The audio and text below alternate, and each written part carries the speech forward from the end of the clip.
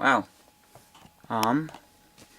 First I want to say I'm really liking how this looks on my camera. I know it's not going to be HD, but I like this orange glow here. I might try and do this again for these types of things. And one more thing I want to say to you. Sorry, hey YouTube. Sorry, I was taken away by how it looks, but one thing I quickly want to say before I get to what this video is about is I've noticed how my videos are, they're not very good when I don't write a script. Even though I thought about it at least 50 times the previous week, I still mess up and I forget certain things that I wanted to say that are really good and relevant. So this video is going to be broken up, especially since I haven't really thought about it. But it shouldn't be too long either. So first of all, I'm actually talking with, online, an actor for a show that I like has responded, and it's really cool. They're not big superstar. So the show is Incredible Story Studios. It was a show produced in Canada, which, oh, what am I thinking of? The show had, kids would send in stories, you know, teenage kids would send in stories, and they'd get made into short little movies that are really nice. They did a really good job on them. It's made by Mind's Eye Pictures. And so they did a really good job. A lot of them have a moral. They talk about something in life. So first what I'm going to do is I'm going to mention something that some of my friends mentioned about this. And then I'm going to say why I think this isn't bad because of that. And then I have a few questions for you, Chris Ross. I have a few questions. Hopefully maybe you can answer and fill in on stuff. I'm going into that area, so these questions, well, they might not really help with that area with me going into video editing, but they, you know, help me understand the show better. So first of all, I brought some DVDs up with me to want to camp out, or high adventure that my scout troop was going on, because that's what, we were allowed to do that. They were bringing some movies to watch, and so I brought some of mine, and we kind of watched one on, like, I think we might have watched one on the way. But then we watched a few there. I watched some. Most of my friends weren't interested, but they indulged and they let me have a little bit of fun watching it. And some of them watched them with me, and they really didn't like them, and they were kind of, yeah, you know, not really enjoying it. And I maybe pushed it a little bit. I really liked that show. It's hard to say. It's between that and Flash Gordon 1954 TV series, you know. Can't decide which one of those two is my... Well, Flash Gordon I like, but it's probably second favorite. But, you know, they kind of indulged. I maybe pushed it a little bit too much. Like, oh, one more, just one more. I think you guys will like this one. But so one of my friends pointed out is it was written by a lot of kids that have absolutely no idea what kids actually want to see. The big producers and stuff that make shows, they know what the majority of kids want to see, and so that's what they make. And then you get something that you want to see. I know that's not true for everybody, but just thinking about that, and I was like, well, who cares about that? This gave kids a chance to express them. It's about them, what they liked, their opinion on life. It was them expressing themselves, and they got to do it in a really great way. And it's not necessarily like telling everybody specifically about them. It's just lets them see a piece of what they think, lets you see a piece of what they think, and learn from it. They have good values and morals, and it was really, really good for that. And it's not 100% perfect acting. You know, hey, I'm willing to say that almost every single person on there is a better actor than I am. Although they probably were maybe playing roles that they could already act like in real life, which is something that I look for. You know, I look for, when I write a script, you know, I haven't really filmed any of these yet, but if I'm writing a script, I'm thinking, this character reminds me of my friend, my specific friend. I'm going to ask them if they want to be an actor, you know. So that's basically what I think of the show. It's a really good show. If you haven't seen it, you can check it out. I've got a link in the description, and probably an annotation here, to Chris Ross's channel, where you can see some of the episodes that he was in. I've got more. There's one person that wanted me to upload an episode, and so I will. And if I have to take it down, I'm kind of sad. I really, really hope I don't end up going the direction of shutting down my channel. I don't think it will, but if that happens, I'm probably going to seriously be like, dude, I'm willing to remove all this stuff, please go away. And just, I'll remove it, don't take down my channel. You know, so just throwing that out there, and I've gotten a little bit off track, but that happens.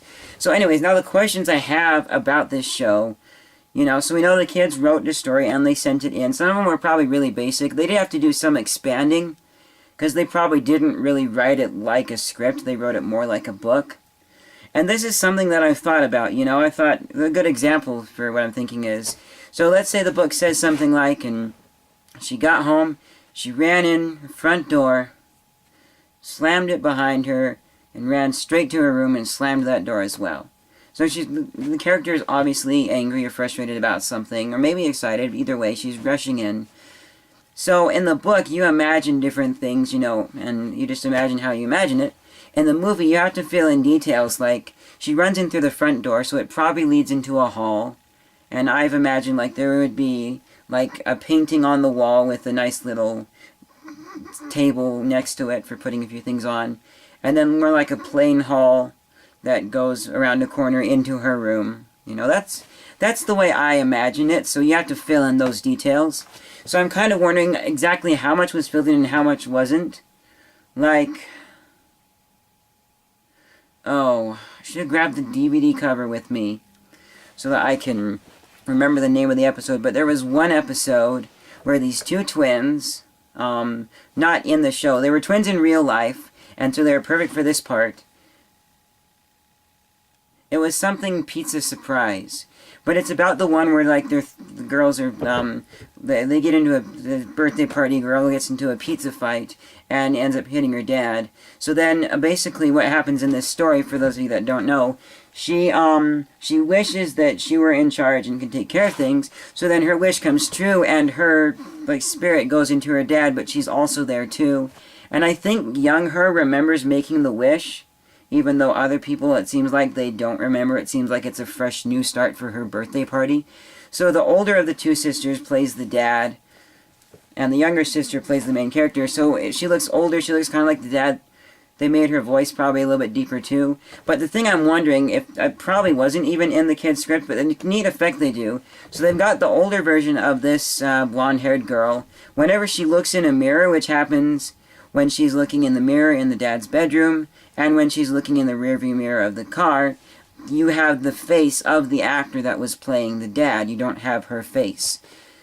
And so for me, when I saw that, that gave me the impression that we're seeing her like this, so we remember that it's her in her dad's body, but we see that, so we also realize that everybody else sees her as actually Mr. Prescott. So I'm wondering, you know, and you probably might not know exactly for that one, but you would certainly know for other areas. What was added on? What are some, give a few examples if you can, of what was added on and, you know, what wasn't added on. How detailed some of these stories were. And then the other question I have too is, you know, how did you get picked? I know for you, Chris, you went on to do other things. No, sorry, no, other shows. It's, who am I thinking of right now? She had black hair. I found her online, no response. It's, I think she was in that one, you were in the episode where NH plus SM equals true chaos. Yes, that one. Shannon Ozerny, that's who I'm thinking of. I'm gonna send this to her, and if you see this, yay. But anyways, so, I forgot where I was going. So I know that you,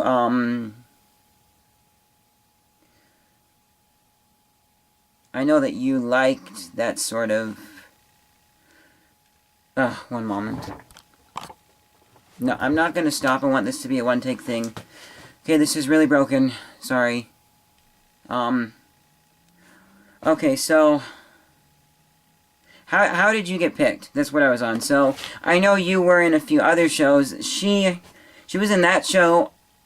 I think no, that was you. That was something about you in a play. I've looked at what she's doing now, and she was in some other video on YouTube. She's in some sort of a book group somewhere over there in Canada, I think's where she still is. You guys are probably from Canada. But kind of wondering, so how did you guys get picked? Were you guys interested in the area? And then, you know, you were actively, and so then they said, you're interested in it, why don't you come work for us? For some of the actors, it was probably that way. In fact, I can't even think of her name, but she's really tall, and she was in the Love Conquers All Fears. I forget who played the guy. That one might have been you again, Chris. You're a good actor. But she also went into being a show, Mentors, which I haven't seen all of. I probably should go watch it again, find it online or whatever. That show, I don't know who made that show, but that show is basically about a genius teenage kid, or probably a little older, more like 20. He builds a time machine, and then he brings people back from the past temporarily to help him with his life's problems. And then when they go back, they don't remember anything, but he remembers it, you know. So anyway, so I know that that one girl that was in Love Conquers All Fears, and she was in a few others too, she went on to do that. So some people, it's like they were probably interested and they got hired this way. But then there's other people where they were only in one episode that I know of. And so I think, so they probably said, you would be good for this part, are you willing to do it? Because they fit it better than everybody else. So those are really the two questions I'm wondering. And final thing would be really cool, because I might have more questions, is, not tonight, but maybe sometime, you and me, Chris, could get on Google+. I prefer talking out loud than typing, you know? So if you don't have any webcam or microphone to do anything with, at least you could hear me, and then I would just be able to say it out loud and talk, and then you'd give your response, and we could have it as sort of a live thing, because it would be really cool to do an interview with you, and find out just more about that. So that is it. Thank you guys for watching this video. If you liked it, I like it if you'd like it. Well, yeah, if you liked it, like it. If you want to subscribe, go ahead. Most of my videos actually aren't like this, so I can't really say you'll be getting more of this. To an extent, the way I talk is kind of a style, and it carries on through my other videos. So yeah, thank you guys for watching, and I'll see you guys in the next video, and if we're lucky, we'll get to talk to Chris Ross. Bye!